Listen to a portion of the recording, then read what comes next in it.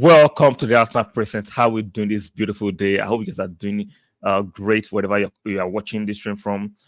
Good morning, good afternoon, or good evening, regardless of where you are, regardless of the time. I hope you guys are having a fantastic day. So, what's on the menu today? We have Hato on the menu today. We have Smith-Rowe on the menu, and we do have Kiwior on the menu. Before we proceed into the nitty-gritty of the conversation, let's adhere to our protocol on this channel.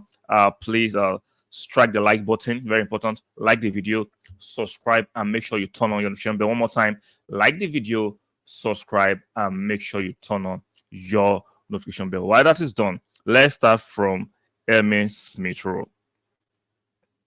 Yes, according to report this morning, Fulham transfer news, Smith-Rowe is a transfer priority this summer and ready to bid for the Arsenal midfielder.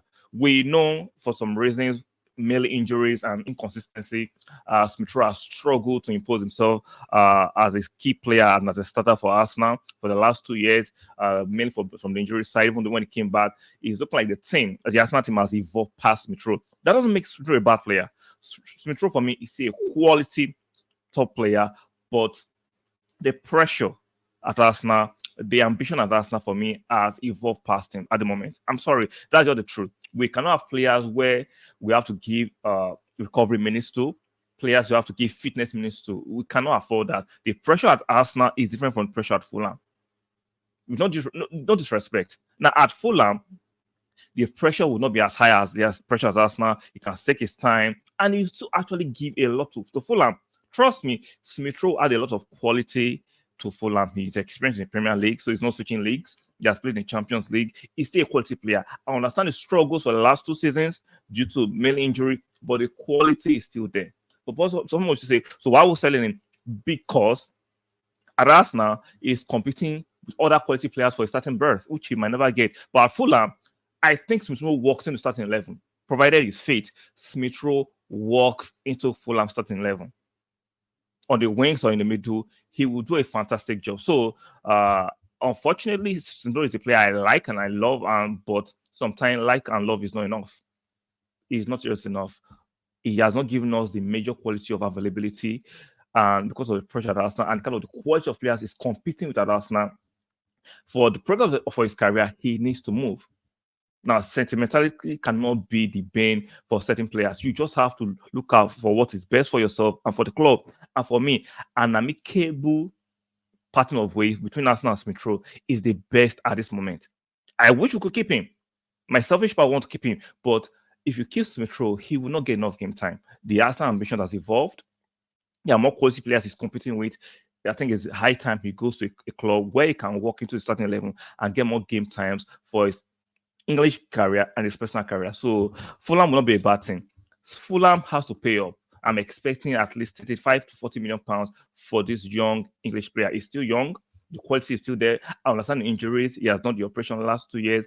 He's getting over it. The reason why he can't stay at Arsenal because of the quality of players he has to compete with. But at Fulham, we want the same level of competition. And it'll give Fulham quality in their ranks, right? So this is not the Leno deal where they were giving us penance and giving us all kinds of derisory amount. Fulham this time have to pay up. This is an English player, so the premium value is there.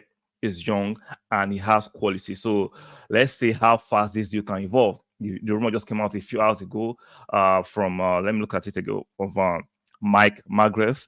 So let's see how fast we'll actually write for the Telegraph.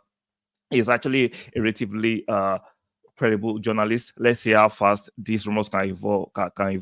Can it be done as quick as possible? We'll find out. We know Fulham and Arsenal will go back and forth on the price, but I think eventually they'll find the middle ground. Like I said, nothing less than 30 million pounds at least. Is young and still top class quality. What do you guys think the price range will be? Let me know in the comment section. I wish he could stay, but unfortunately, we need to part ways for his own career's sake. He has to, because if he stays back at Arsenal, even the coming season, I don't think he will get enough game time to actually impose himself back into this team. I think as the Arsenal team, ambition-wise and quality-wise, has evolved past Smith-Rowe. That does not negate that Smith-Rowe is a quality player. I also think there are better qualities in the team right now than Smith-Rowe. And it's time to part ways. So let's go to the next topic. Before we go to the next topic, one more time, guys, don't forget to like the video, don't forget to subscribe, and make sure you turn on your notification bell. Very, very important. So let's discuss Hato. The Rumours, team news and takes is very credible guy that gives a lot of starting lineups and news on I think on X, which is formerly known as Twitter. Uh, is a credible source. So according to him, 100% the relationship between Arsenal and Ajax would do us would do us favors.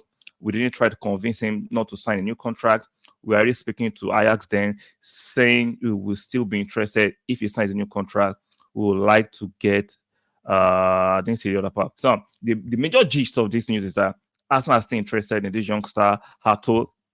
I've seen him play, kind of quality, but my personal opinion is that why would he leave out here to come and sit on the bench? Because he's not going to get playing time. Let's be real.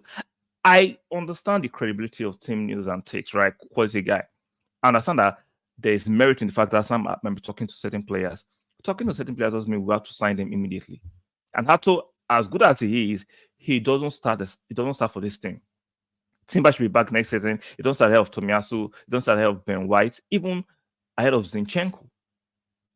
The Eredivisie, the league at Holland is not as strong as the English Premiership. He has prospects, fair. He can play as a left center back and a left back. I get it. At that level, I've watched a lot of his games. It's good. But for the English Premiership, there's a different tier, different level. The competition is fierce and more intensive. You guys might write off Zinchenko. You might not rate him as highly, and I get it because of the sometimes of the concentration lapses here and there. But Hato is not that player a lot of you are making him to be. Now, in the next few years, he could develop to be that player. But right now, we need player that can come to the team, start, or when they don't even start, give us a baseline of quality. And I'm sorry, Hato is not that guy. I'm not saying Arsenal is not speaking to him. I'll be surprised if Arsenal actually buy him.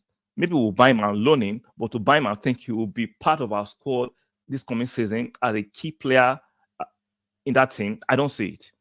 I'm sorry. He's not playing ahead of Timber, either as a left back or a right back or a centre half. He's not playing ahead of Tomiyasu as a left back or a right back or a centre half.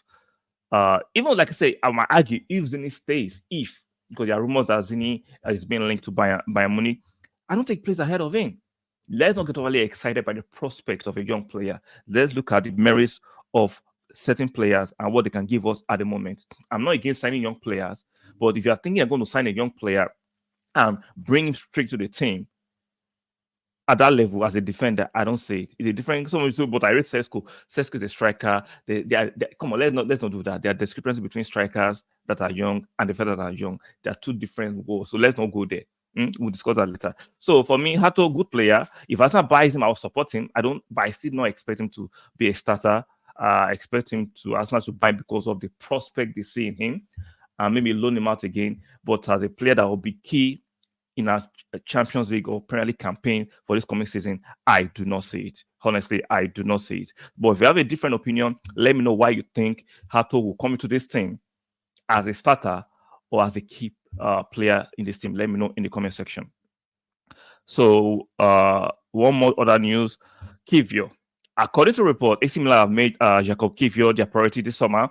Milan are unsuccessful in attempt to sign the player last January, but are determined to return to the charge in coming weeks. Now, for me, Kiwior, very good squad player. I like him. He comes in and does his job, but there's still a but there. Even this last season, right, we've seen Kiwior struggle in certain games. Fine, as in he has to play a few minutes to get into the groove of the game. And I'm not saying Kiwior is a bad player, right? I'm just saying we can improve on Kiwior. He's a player that I don't mind us selling and replacing. Now, if we keep him, no problem. But I don't mind selling Kiwior because against the cities, against the certain games we've played this past season, he has had a bit of a struggle. We saw the struggles against Bayern Munich in the Champions League. I would argue he's not a left back. I get he's not a left back, but his physical inferiority is kind of frail. He's not that domineering. Like, let me give an example. Why I think I'm not too comfortable with Kiwior, but if you keep it, I understand it.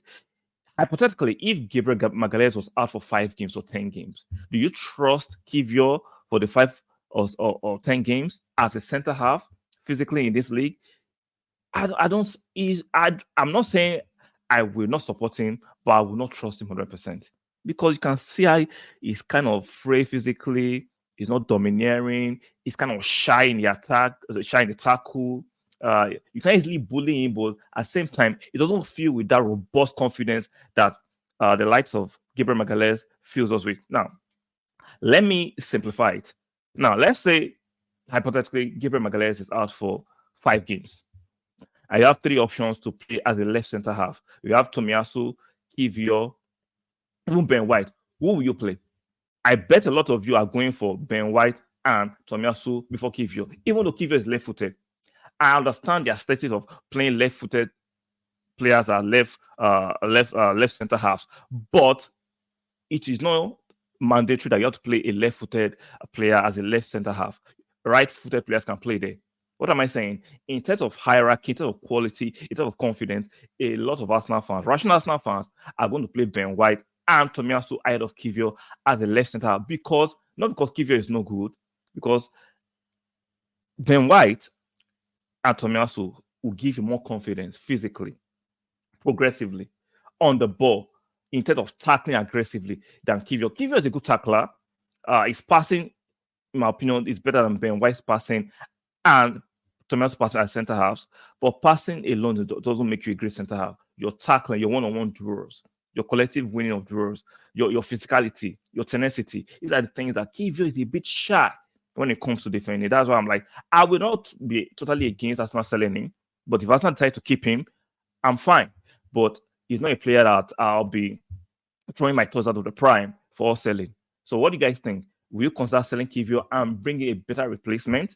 Or should we keep him? Let me know in the comment section. So we spoke about Smith-Rowe, we spoke about Kiwior, and we spoke about Hato. Let me know what you guys think about these players we've spoken. It's a transfer season. There'll be a lot of rumors. Some will be credible, some will have legs, some will be absolute nonsense. I try not to bring absolute nonsense to my channel because there's some rumors I just think are absolute bollocks. So I don't try to talk about them. But those don't have a bit of credibility and legs, we'll come here and discuss them. I will give our opinions on those kind of transfer and potential recruitment this summer. It should be a long summer. Hopefully, we can do some deals before the Euros or after the Euros. We know transfer season can be very stressful. It can be very protracted, but it comes with territory. So don't get frustrated. I'm looking forward to this coming summer. I'm looking forward to Arsenal signing players. Even though we want, in an ideal world, for us to get our transfers done as quick as possible, we know those kind of things are not just, it don't just happen like that. It is what it is. So like the video on your way out. Subscribe to the channel if you guys subscribe, and make sure you turn on your notification bell. Let me reiterate myself. Like the video, subscribe, and make sure you turn on your notification. Do not forget to leave your comments about the topics we've discussed: Smith-Rowe, Kiwior, and Hato. What do you think about those conversations? So, and I will see you guys in the next one. Bye for now.